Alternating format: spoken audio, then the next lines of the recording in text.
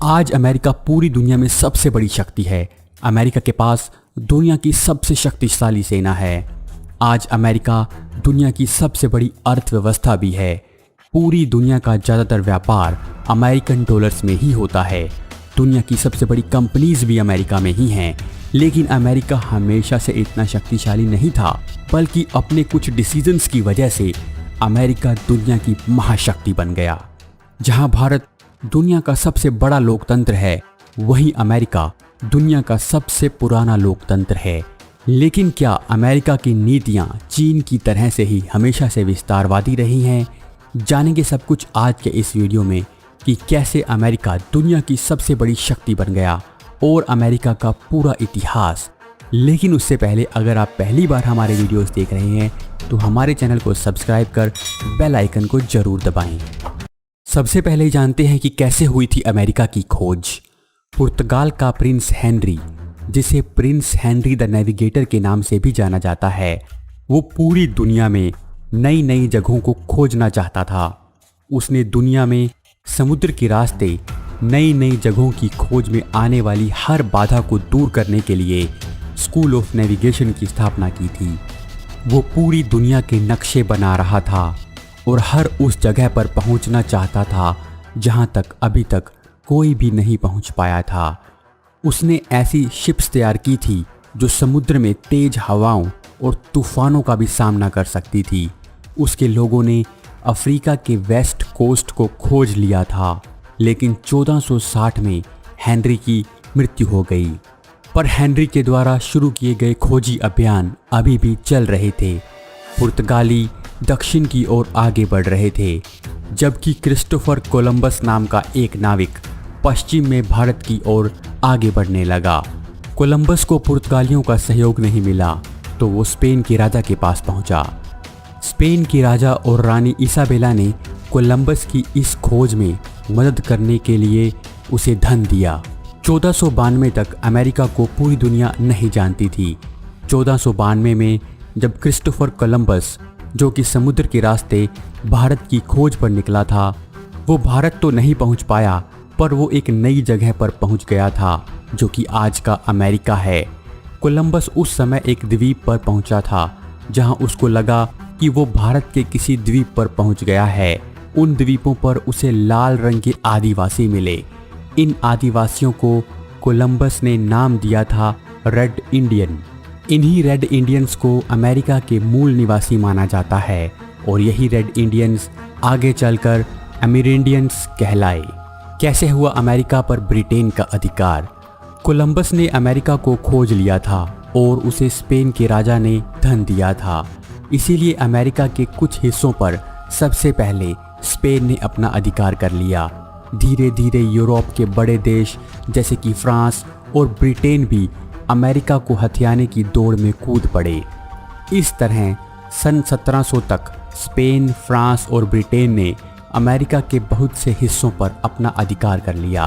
America की उस धरती पर अब अमेरिका के मूल निवासियों रेड इंडियंस के साथ साथ यूरोप से प्रताड़ित होने वाले लोग भी आकर बसने लगे थे, जो एक अलग तरह का समाज बनाना चाहते थे जिसमें सभी लोग एक समान हों। ब्रिटेन उस समय पूरी दुनिया में एक बड़ी ताकत के रूप में उभर रहा था। ब्रिटेन ने उस समय अमेरिका के छोर पर एक बड़े भाग पर अपनी 13 कॉलोनीज बसा ली थी। वहीं स्पेन और फ्रांस ने भी अमेरिका और आज के कनाडा के एक बड़े हिस्से पर अधिकार कर लिया था। कैसे हुई अमेरिका में क्रांति की शुरुआत? अमेरिका में क्रांति की शुरुआत उस समय हुई जब ब्रिटेन ने अपनी कॉलोनीज में बहुत सी दमनकारी कानूनों को लागू कर दिया। ब्रिटेन ने व्यापार पर ज़्यादा से ज़्यादा अधिकार करना चाहा और उन कॉलोनीज पर व्यापार को लेकर बहुत से प्रतिबंध लगा दिए, जैसे कि सारा व्यापार ब्रिटेन के रास्ते से ही होगा, व्यापारियों को ज़्यादा टैक्स देना होगा, कुछ सामान का व्यापार सिर्फ और सिर्फ ब्रिटेन के साथ ही किया जा सकेगा। इन सभी कानूनों और बंदिशों की वजह से अमेरिका में सभी कॉलोनीज ने ब्रिटिश सरकार के खिलाफ विद्रोह कर दिया। हालांकि काफ़ी लंबे समय तक इस विद्रोह को टाला जा रहा था, लेकिन जब फ्रांस और ब्रिटेन में 7 ईयर्स वॉर का अंत हुआ जिसमें ब्रिटेन की जीत हुई, तब अमेरिका से फ्रांस का लगभग सफाया हो गया। उसके बाद से सरकार ने कॉलोनीज़ पर टैक्स को और भी बढ़ा दिया, जिसके बाद सभी कॉलोनीज़ साथ आ गई और 1765 में अमेरिका में क्रांति की शुरुआत हो गई। इसके बाद 1755 में अमेरिका में पूर्ण आज़ादी की मांग शुरू हो गई, जिसे अमेरिकन वॉर ऑफ इंडिपेंडेंस कहते हैं। इस लड़ाई में फ्रांस ने अमेरिकन्स का साथ दिया था, जिसके बाद 1781 में जनरल कॉर्नवालिस ने यॉर्कटाउन में सरेंडर कर दिया। 1783 में ट्रीटी ऑफ पेरिस के साथ आधिकारिक रूप से युद्ध समाप्ति की घोषणा हो गई। अमेरिका की उन कॉलोनीज़ को लीड करने वाले जनरल जॉर्ज वॉशिंगटन 1788 में संविधान के लागू होने के बाद अमेरिका के पहले राष्ट्रपति बने। अमेरिका का संविधान विश्व का पहला लिखित संविधान बना। 4 जुलाई 1776 को स्वतंत्रता के घोषणा पत्र में थॉमस पेन के द्वारा सुझाया नाम संयुक्त राज्य अमेरिका आधिकारिक रूप से शामिल किया गया था।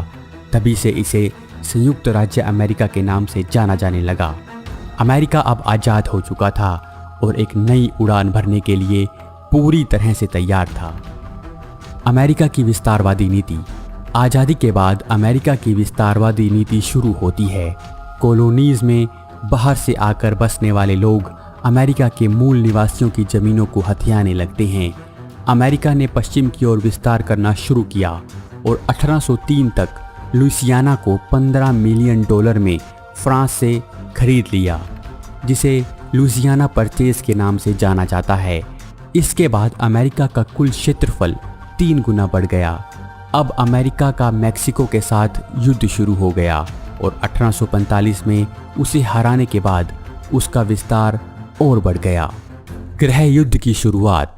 ब्रिटेन से आज़ाद हुई कॉलोनीज़ में ज़्यादातर लोग यूरोप से आकर बसे हुए थे, या फिर बहुत ज़्यादा लोग ऐसे भी थे जिन्हें ब्रिटेन के द्वारा अफ्रीका से दास बनाकर अमेरिका में लाया गया था। अमेरिका में दास प्रथा तभी से चली आ रही थी। काले लोगों को दास बनाकर रखा जाता था।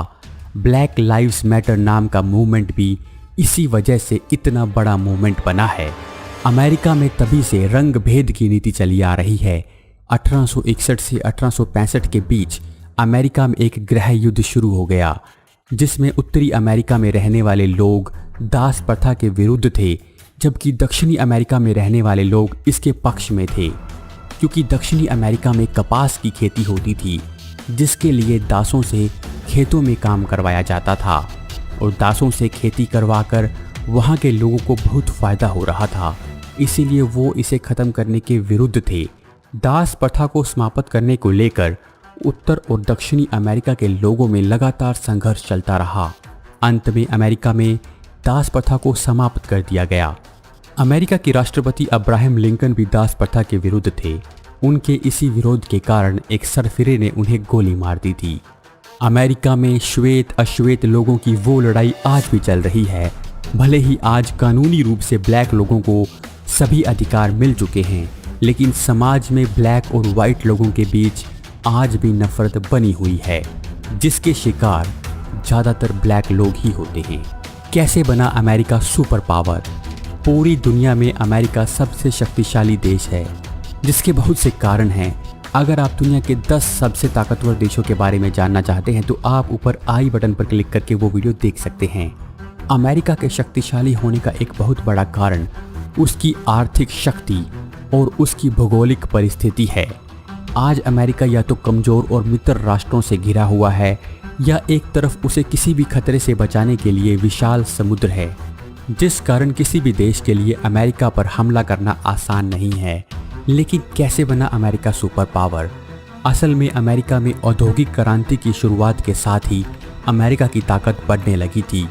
प्रथम विश्व युद्ध के बाद यूरोप के ज़्यादातर देशों को भारी नुकसान हुआ था और अमेरिका ने इस युद्ध को ख़त्म करने में अहम भूमिका निभाई थी।